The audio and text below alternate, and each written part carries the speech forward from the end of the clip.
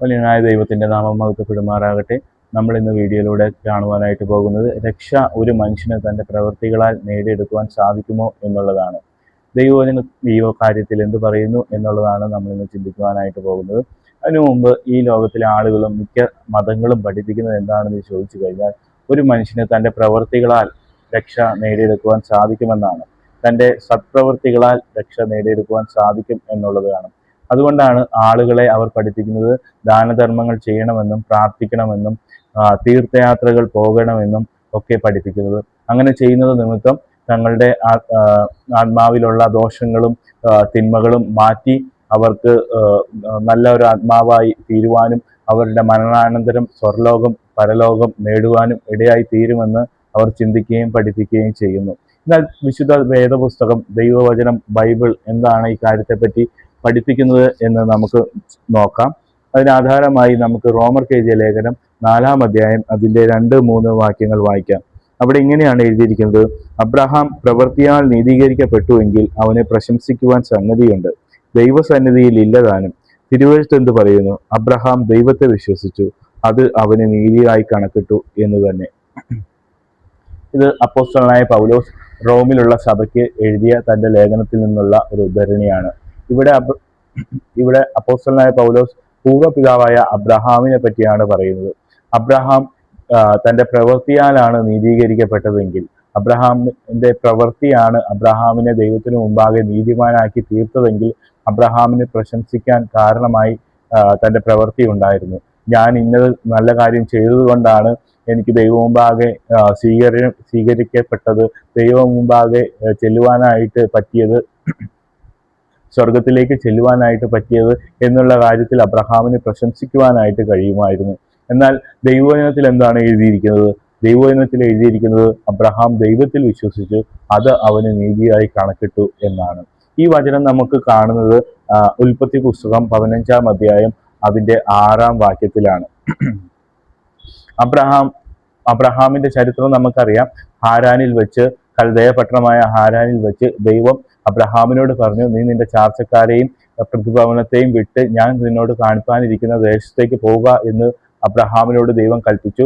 Abraham അതനുസരിച്ചു തൻ്റെ പട്ടണത്തെയും തൻ്റെ ചാർച്ചക്കാരെയും ഒക്കെ വിട്ട് ദൈവം കാണിക്കുന്ന ആ പട്ടണം ലക്ഷ്യമാക്കി തൻ്റെ യാത്ര തുടങ്ങി. എന്നാൽ 15-ാം അധ്യായത്തിലേക്ക് വരുമ്പോൾ അബ്രഹാം ദൈവത്തോട് സംസാരിക്കുകയാണ്. അബ്രഹാം ദൈവത്തോട് സംസാരിച്ചിട്ട് പറയുകയാണ്, ദൈവമേ, എനിക്ക് മക്കളില്ലല്ലോ, എൻ്റെ അവകാശി എന്ന് പറയുന്നത് എൻ്റെ വീട്ടിലെ ദാസനായ എലയാസറാണ് എന്ന് അബ്രഹാം ദൈവത്തോട് പറയുകയാണ്. അപ്പോൾ ദൈവം അബ്രഹാമിനോട് പറയുകയാണ്, എലയാസർ നിന്റെ അവകാശിയാകുകയില്ല, നിന്റെ ഉദരത്തിൽ നിന്നുള്ള ഒരു മകൻ തന്നെ നിന്റെ അവകാശിയായി തീരും. എന്നിട്ട് അബ്രഹാമിനോട് ദൈവം പറയുകയാണ്, നീ പുറത്തേക്ക് വന്ന് ആകാശത്തിലേക്ക് നോക്കുക, ആകാശത്തിലെ നക്ഷത്രങ്ങളെ നീ കാണുന്നുവോ?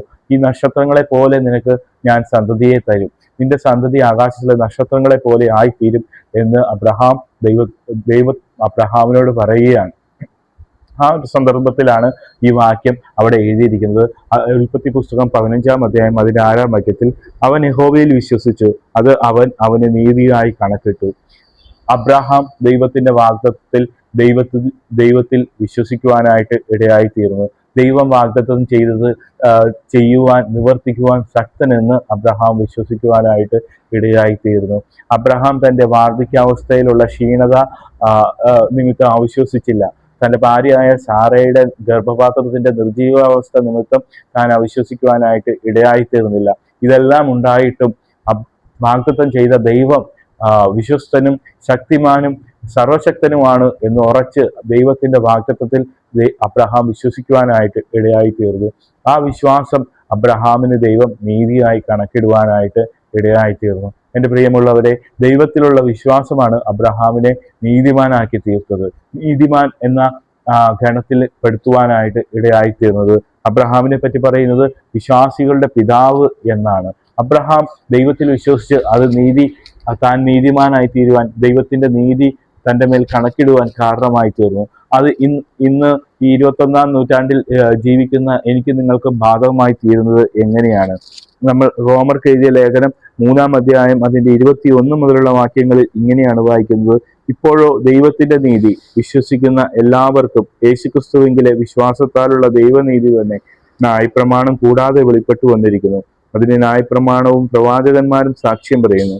ഒരു വ്യത്യാസവുമില്ല, എല്ലാവരും പാപം ചെയ്ത് ദൈവതേജസ് ഇല്ലാത്തവരായി തീർന്നു. അവന്റെ കൃപയാൽ ക്രിസ്തു യേശുവിലെ വീണ്ടെടുപ്പ് മൂലം സൗജന്യമായത്രയും നീതീകരിക്കപ്പെടുന്നത്.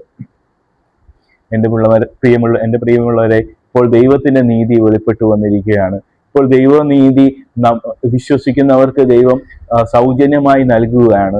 കർത്താവായ യേശുക്രിസ്തുവിൽ വിശ്വസിക്കുന്നവർക്ക് ദൈവത്തിന്റെ നീതി അവർക്ക് അവകാശമാക്കുവാനായിട്ട് കഴിയും.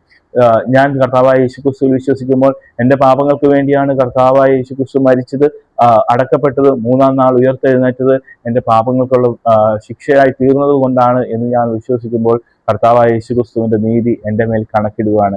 ആ നീതി നിമിത്തം ഞാൻ നീതിമാനായി തീരുകയാണ്. ഇപ്പോൾ എൻ്റെ യാതൊരുവിധ സൽപ്രവർത്തികളുമല്ല, എൻ്റെ യാതൊരുവിധ നന്മ പ്രവർത്തികളുമല്ല എന്നെ നീതിമാനാക്കുന്നത് കർത്താവായ യേശുക്രിസ്തുവിലെ വിശ്വാസമാണ്. അബ്രഹാമിന്റെ ഏതെങ്കിലും ഒരു പ്രവൃത്തിയോ നന്മ പ്രവൃത്തിയോ താൻ ചെയ്ത തൻ്റെ സദ്ഗുണങ്ങളോ ഒന്നുമല്ല അബ്രഹാമിനെ നീതിമാനാക്കിയത്. ദൈവത്തിലുള്ള വിശ്വാസമാണ് അബ്രഹാമിനെ നീതിമാനാക്കി തീർക്കുവാനായിട്ട് ഇടയായി തീർന്നത്. നമ്മൾ റോമർക്ക് എഴുതിയ ലേഖനം 4-ാം അധ്യായം അതിന്റെ 23, 24, 25 വാക്യങ്ങളിൽ ഇങ്ങനെയാണ് വായിക്കുന്നത്. അവനെ കണക്കിട്ട് എന്ന് എഴുതിയിരിക്കുന്നത് അവനെ വിചാരിച്ചു മാത്രമല്ല, നമ്മെ വിചാരിച്ചും കൂടി ആകുന്നു. നമ്മുടെ അതിക്രമങ്ങൾ നിമിത്തം മരണത്തിനേൽപ്പിച്ചും നമ്മുടെ നീതീകരണത്തിനായി ഉയർപ്പിച്ചുമിരിക്കുന്ന നമ്മുടെ കർത്താവായ യേശുക്രിസ്തുവിനെ മരിച്ചവരിൽ നിന്ന് ഉയർപ്പിച്ചവനിൽ വിശ്വസിക്കുന്ന നമുക്കും കണക്കിടുവാനുള്ളതാകിയാൽ തന്നെ. എൻ്റെ പ്രിയമുള്ളവരെ, ദൈവം നമുക്ക് നീതി കണക്കിടുവാനായിട്ടാണ് കർത്താവായ യേശുക്രിസ്തുവിനെ നമ്മുടെ പാപങ്ങൾ നിമിത്തം മരണത്തിന് ഏൽപ്പിച്ചു നമ്മുടെ നീതീകരണത്തിനായി ഉയർപ്പിച്ചും ഇരിക്കുന്നത്. കർത്താവായ യേശുക്രിസ്തുവിനെ നമ്മുടെ പാപങ്ങൾ നിമിത്തം പിതാവ് മരണത്തിന് ക്രൂശിൽ ഏൽപ്പിക്കുവാനായിട്ട് ഇടയായിത്തീർന്നു.